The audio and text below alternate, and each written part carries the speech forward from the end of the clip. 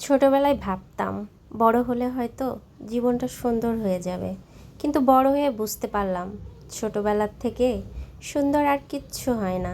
Hello everyone, আসসালামু আলাইকুম। ছোটবেলা হারিয়ে গেছে, কিন্তু ছোটবেলায় কাটানো সেই আনন্দের দিনগুলো আজও মনে পড়ে যায়। আজ এই ছোট ছোট বাচ্চাদের সাথে শাক তুলতে গিয়ে মনে পড়ে গেল সেই ছোটবেলার কথা। যখন ছোট ছিলাম তখন কিন্তু এভাবে শাক তুলতে যাইতাম, যেহেতু আমি গ্রামের মেয়ে, আর গ্রামে হচ্ছে সবাই এভাবে বিলে যায় শাক তুলতে। তো আমিও ছোটবেলায় আমার আত্মীয় স্বজনের সাথে আমিও যেতাম। তো অনেক বছর পর আবার সেই দিনটাকে খুব মিস করলাম। সব একসাথে হইলে আসলে সব কিছুই মনে পড়ে যায়।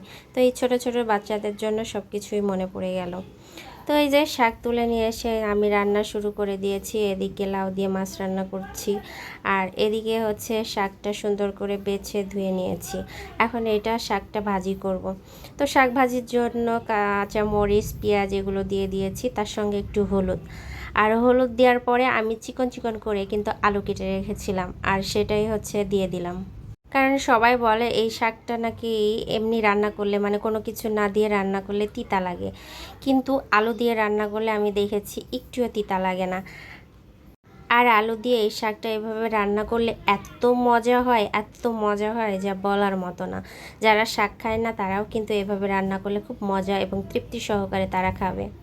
তো শাকটা রান্না করার শেষে তারপরে হচ্ছে এখানে ভাজি করে নিচ্ছিলাম। তো রান্না বান্না করে খাওয়া দাওয়া শেষ করে তারপরে বিকেলবেলা একটু বাইরে বের হয়েছিলাম। আর এখানে চলছিল খিচুড়ি রান্না।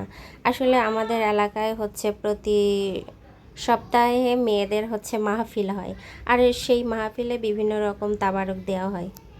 মাহফিল শেষে কখনো খিচুড়ি, কখনো খাগড়াই, কখনো হচ্ছে মিষ্টি, বা কখনো জিলাপি, বিভিন্ন রকম হচ্ছে জিনিস দিয়ে আর কি, মুড়িও দেওয়া হয়। এগুলো দিয়ে আর কি মাহফিল শেষে সবাইকে এটা দেওয়া হয়। তো এখানে হচ্ছে খিচুড়ি রান্না করার পরে প্যাকিং করার জন্য কাউকে পাচ্ছিল না। তো আমি এখানে যাওয়াতে আমাকে বলছে। তো কি করব, বড় মানুষ কিছু বললে সেটা তো শুনতেই হয়। আর যেহেতু আমাদের সবাই এখানে সব কিছু মানে দিয়েই রান্নাটা হয়, চাউল টাউল সব কিছু সবাই এলাকার সবাই দেয়। তো মাহফিলের সবাইকে দেওয়ার পরে তারপরে যেটা থাকবে সেটা হচ্ছে গ্রামের মানুষদেরকে দেওয়া হবে। তো এখানে সব প্যাকিং চলছিল। মাহফিলে যতগুলো মানুষ থাকে সেই হিসাব করে এখানে প্যাকিং করা হয়, আর এক্সট্রা যেগুলো থেকে যায় সেগুলো আবার নতুন করে প্যাকিং করে এলাকার মানুষদেরকে আর কি দেওয়া হয়, সবার বাড়ি বাড়ি যেয়ে দিয়ে আসা হয়। তো এই কাজগুলো আসলে আনন্দের সহিতই করতে হয়। ভালো কাজে ভালো কাজে শরিক হওয়াও একটা ইবাদতের মধ্যে পড়ে, তাই না? আজকে এই পর্যন্তই। সবাই ভালো থাকবেন, সুস্থ থাকবেন।